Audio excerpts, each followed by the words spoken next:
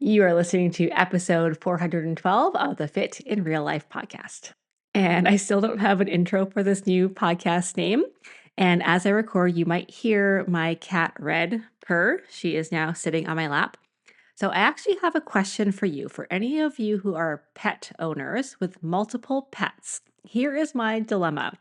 Red now has kidney disease, and my other two cats are young. Well, they're not kittens anymore. I still call them kittens. I call all my babies kittens, but they are 2 years old. And Red needs to go on special food for her kidneys.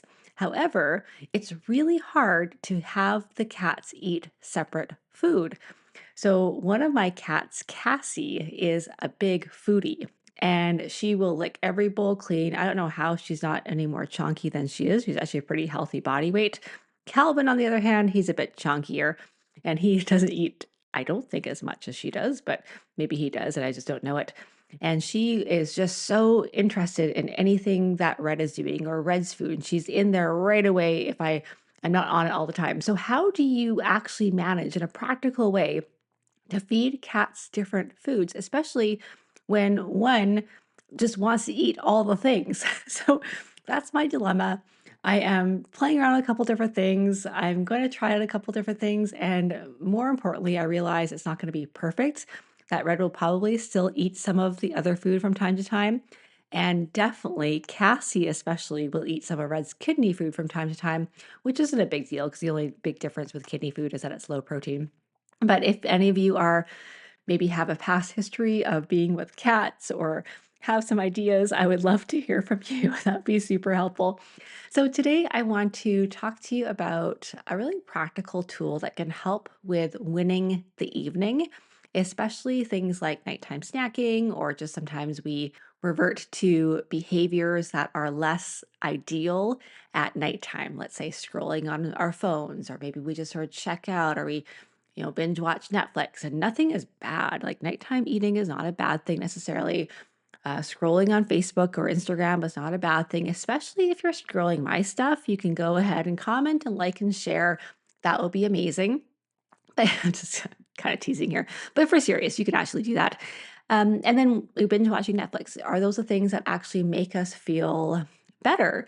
Do they actually add to our life, or do we kind of go into these sort of slumpy type of routines because we're stressed and tired? So, I want to talk today about how evening affirmations and evening rituals can really help break that cycle of nighttime eating or nighttime binge watching or whatever it is for you. And for myself personally, I have struggled with nighttime eating for, well, many, many, many years because we tend to be really good throughout the day. We're energized, we're motivated. Sometimes we're just busy. And all of a sudden at nighttime, we kind of shut off a little bit, or we're not so busy, or we're left to ourselves and we're tired, we're stressed. We're just more vulnerable to making those choices, or those choices that are not in alignment with our goals. And then we overeat, and then we have this idea that, or this thought that, oh, I blew it, screw it, I'll start again tomorrow. And we make that failure epic, and we just go into town into the cereal or the chips or whatever it is.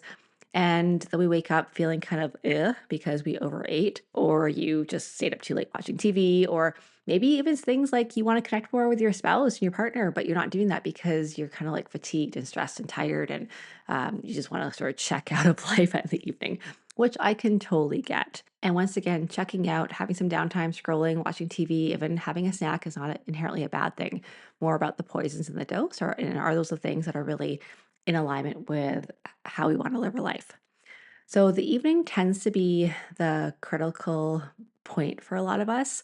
Most people who I work with who struggle with eating don't struggle first thing in the morning. It's not like we have these massive chocolate cravings at 7 o'clock in the morning, although it could happen. It absolutely could happen. But usually it ends up being when we are winding down, we are feeling tired, we're stressed. That's when we tend to use food as comfort, or we just want to check out of life. And I can totally, once again, totally relate to this.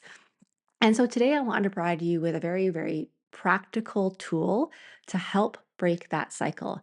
Now, if you do struggle with nighttime eating, I've done a couple other podcasts in the past, and I just had to press pause here on my recording to make sure I looked up the right number. It is episode 225, How to Stop Nighttime Eating. You might not find it on iTunes or Spotify, although I think now more episodes are available. It used to be just the last 100 on Spotify and iTunes, and I think more are available. However, if you go to my website, tanyashaw.com, and you search for 225, you will find the podcast there. And also both on the Ascend Fitness Lifestyle not podcast, the website, and also my tanyashaw.com website. I have inputted just recently a podcast player where it actually you can listen to the podcast right on the website really easily. And if you kind of scroll down, you can see all the podcasts right to episode number 1 if you want to go back and binge listen to all the past podcasts, because there has been quite a few. So episode 225, listen to it. There's quite a few other additional tools there. But today on this podcast, I specifically want to address the importance of creating a ritual through having an evening affirmation so that you can win the day and finish strong. Now, this exact affirmation I'm going to share with you was actually once shared with me with someone who I used to work with. Her name is Kayla. And I have since edited it, made my own. And for you, I want you to make this your own as well. I want you to make it in your voice, words that resonate with you. You can just like copy and listen to what I say and have it as an idea, but I think it's really helpful to make it for yourself. So, evening affirmations, evening rituals. We so often start the day really strong. We have these ideas that, today's gonna be the day I'm going to, make healthier choices. I'm gonna be kinder to my kids. I'm not gonna snap so easily. I'm not gonna get angry so easily. And it's really easy to make those goals in the morning because we feel usually quite refreshed. We have more bandwidth. And by the end of the day, that's where we're more vulnerable because we're stressed, we're tired, we're winding down. And this is where these kind of old patterns or these patterns that we no longer want come up because, well, we're more vulnerable. And so, one thing that has really been helpful is to have some sort of ritual where you have a delineation between afternoon and evening, or wherever your kind of trouble spot is. For some people, it's 2 o'clock in the afternoon. That's like when they are tired, they want the sugary treat, they just the chocolate.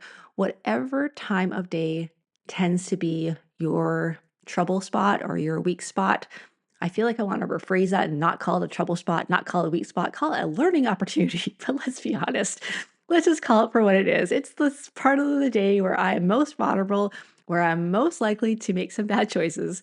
And even now, I'm like, Tanya, don't call them bad choices. Call them, well, they're just choices.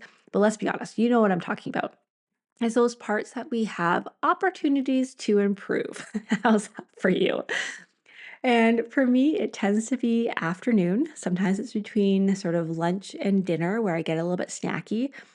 Sometimes it's after dinner as well. It's rarely first thing in the morning. Usually in the morning, I'm pretty good. I'm pretty like on point. I'm busy. I'm doing things. But what time it is it for you? And what happens so often is that we do all of our mindset work. We do our journaling, our gratitude practice, our affirmations, we read our goals, all these things that I teach my clients to do. And I hope that you're doing on a semi regular basis. You can make your routines yourself, but having these routines is to stay focused, to stay intentional with our goals. We often do them first thing in the morning. And maybe it is for you not first thing in the morning, but it's mid morning or whatever. But they tend to be done at a time where we just have a bit more space, and that's usually not the time where we need it the most. We usually need it in the times where we're most vulnerable. So, one practice you can do, and I'm going to share with you, recommend for you on this podcast, is to start to create a ritual, a routine, a practice, a habit, whatever you want to call it, where you just take a pause and you start to become more intentional with that section of the day that you tend to be the most vulnerable. So, for example, you can do your gratitude practice first thing in the morning. You can do your planning your day first thing in the morning. You can do reading your goals first thing in the morning. But if you struggle with food at 7 o'clock at night when the kitchen's closed, when you've had dinner, then it's at that time where you want to have another ritual, another check in to set yourself up for the next part of your day. Quite often, you'll hear me say things like one choice at a time, one day at a time. But a day is really long. And if you set goals in the morning, by afternoon, by evening, when there's been traffic and you are too hungry, or you took something out of the freezer and you realize it's gone off, and then there's been some work deadlines and someone snapped at you at the grocery store, then by the 4 o'clock, 5 o'clock, 6 o'clock in the evening, you've forgotten everything that you have promised yourself first thing in the morning. So it's not often enough just to do it first thing in the morning. So have a ritual where you're going to have these check-ins with yourself, do some affirmations, do some goal setting, do a bit of a reset, whatever it is for you. And I'll give you a couple different options here when you need it the most. Now, sometimes it can be quite frustrating because we say things like, it's just like every day at 4 o'clock, or it's every evening. And it's actually a kind of a good thing that tends to be quite repetitive because now you know, okay, my weak spot happens to be in the evening. That's like the trouble spot. That's where I'm going to tend to go to the chips and the chocolate or the wine or the handfuls of cereal or the crackers or whatever it is. So if that's it for you, that's when you need to start to have this ritual, this routine. It's simple, it's practical, and by golly, it works if you do it. It will not work if you listen to this podcast while you're out for a walk or driving in the car or chopping your vegetables and you nod your head along and say, Tanya, that's a great idea, but you never implement it.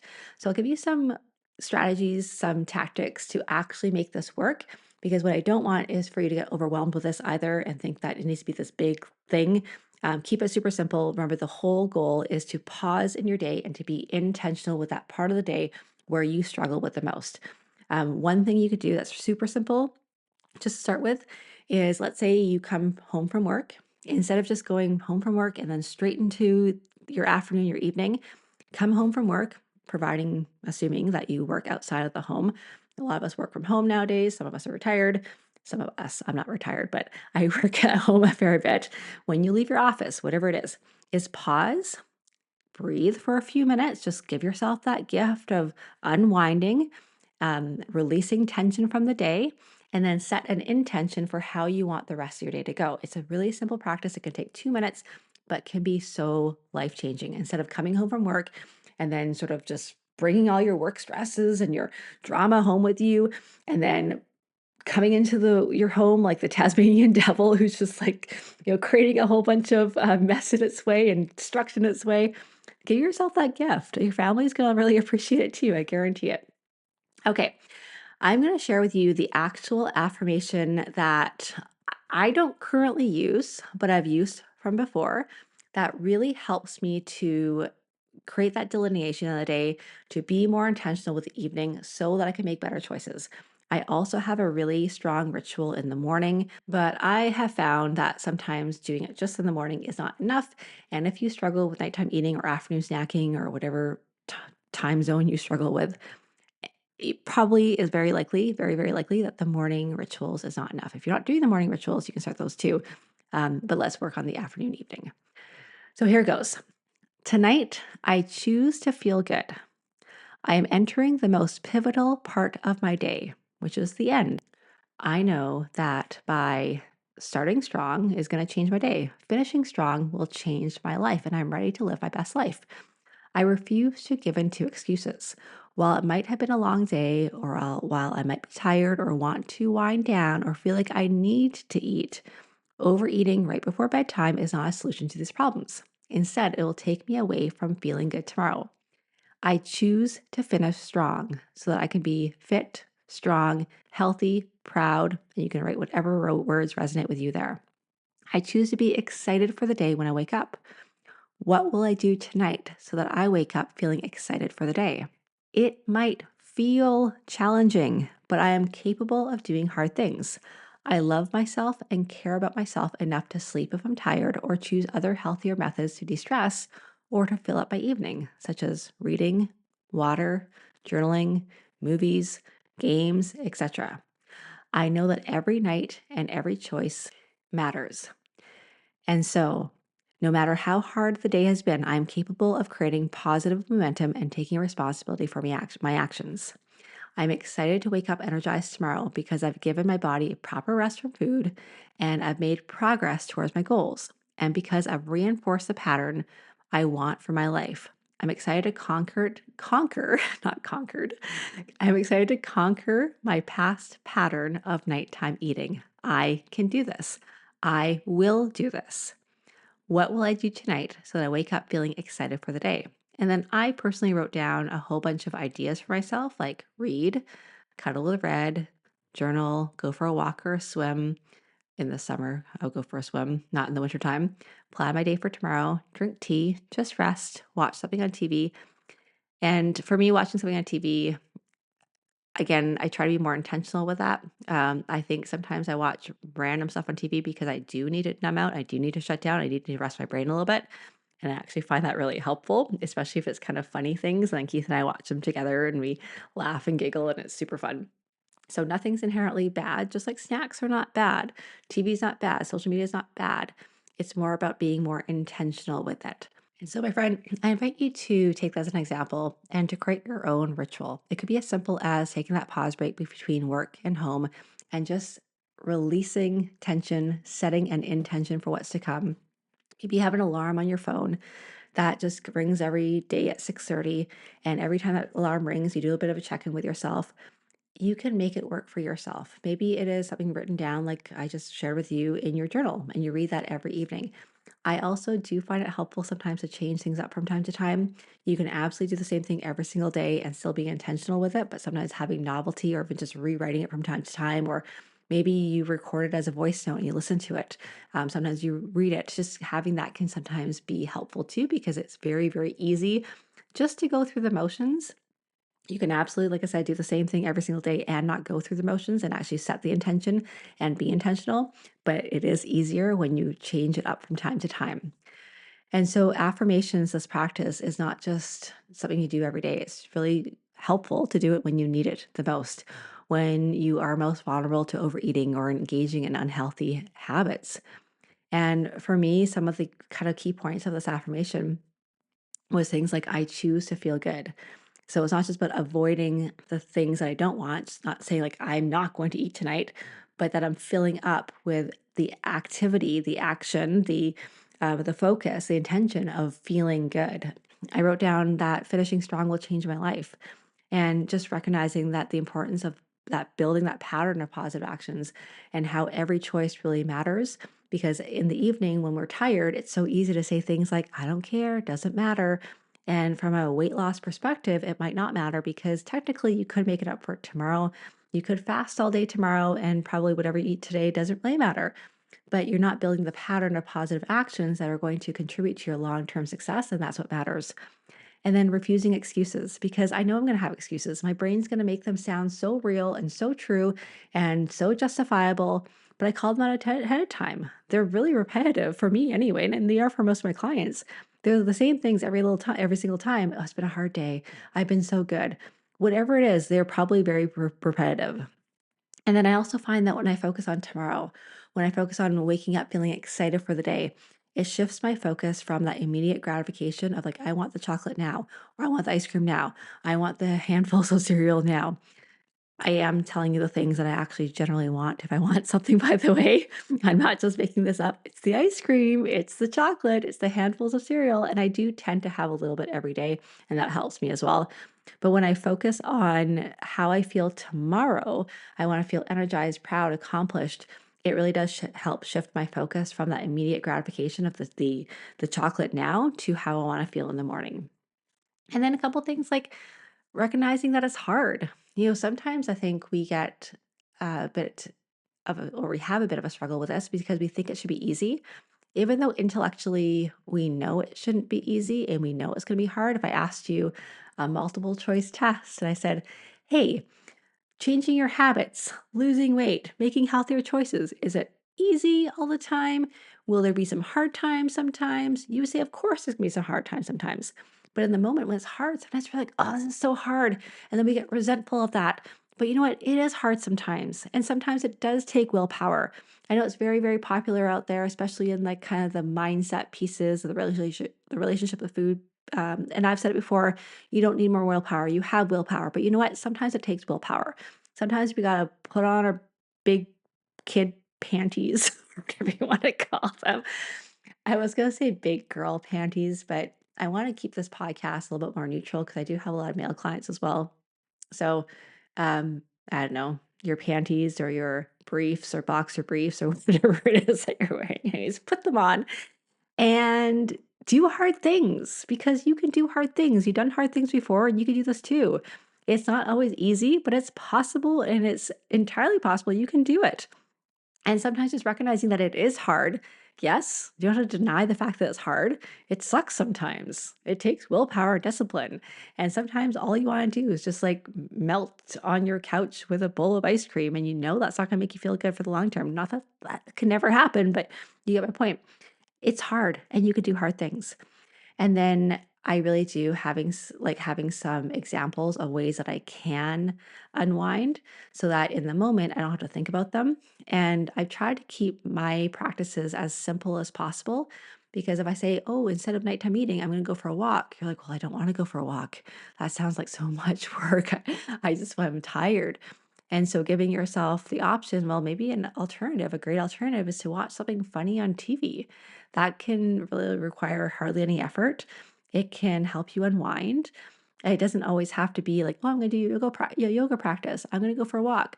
I'm going to journal. Like those could be helpful too. Those are options, but make sure that your options also include things that are really, really, really, really easy. Because otherwise, you're like, well, I'm just going to eat this thing because I don't want to go for a walk. And then not only do you not go for a walk, but you also eat the thing. And then also reminding yourself that every choice matters and every choice does matter.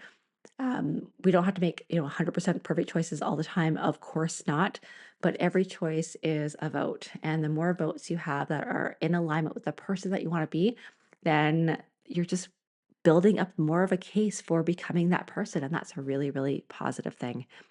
So a couple practical steps to incorporate this evening affirmation. You can write it down in a place you're going to see it. You can record a voice note to yourself where you listen to it. You can just think about it. I mean, that's totally fine too. But the most important thing is that you are intentional with it. If you go through the motions, you're like, yeah, yeah, yeah, my alarm goes off. Yeah, yeah, yeah. It probably won't have the results that you want and the effect that you want. So have a reminder. To kind of engage in this habit. Maybe it's a alarm on your phone to remind yourself to do this and really slow down and actually do it. And I do recommend making this your own, incorporating some sort of visualization for the next morning. I find that really helpful. And you can play around with it because the affirmations, the words that I chose might not resonate with you. And that's okay. You can change them up, you can make them your own. And then finally, affirmations without actions. I know what you call that, a wish, a dream, a fortune cookie. You got to take action. So if you're telling yourself this, then pair it with action. Imperfect action. If it's imperfect, that's okay. But do what's an improvement for you. All right, my friends, I hope this helps. Now, remember that overcoming nighttime eating is not easy, but it's possible and you can do hard things. And it's really about creating small wins every evening and making it a practice and recognizing that, yes, it is hard. And sometimes we do these things and you talk to yourself and you say, I can't believe I need to write this whole affirmation thing so that I don't eat at nighttime. I should have got this by now. I should have done this by now. I used to be so good at this. Blah, blah, blah, blah. Those are all unhelpful thoughts, and you can just kindly ask them to be quiet. And instead, just recognize, yeah, this is something I'm struggling with because you're human. And most people have some sort of thing that they're working on. And if they're not, they're probably because they're not aware of the things that they need to work on. So shout out to you for being aware that you have some things to work on and wanting to do something about it. So you can do it. Start tonight. You can make it super, super simple. You can say things like, just tonight, I choose to feel good. I choose to finish strong and wake up energized and go and do it. Maybe the first step for you is just to have that ritual where you are intentional with your goals every single night. All right, my friends, I am so glad that you're here. I am here in your corner cheering you on. I want the best for you. And if you want to listen to another podcast on nighttime eating, go to episode 225. And also, actually, another helpful episode for you might be the one that I just did recently, 408, on how I'm tracking my habits. Because then you can add things like my nighttime eating or habit or my nighttime ritual habit to that one. So it's more intense. You can be more intentional with that as well. So episode 408. And I don't know if I have a download, but if you email me, I can send you my habit tracker as well, which could be helpful. That's it for today. Talk to you next week.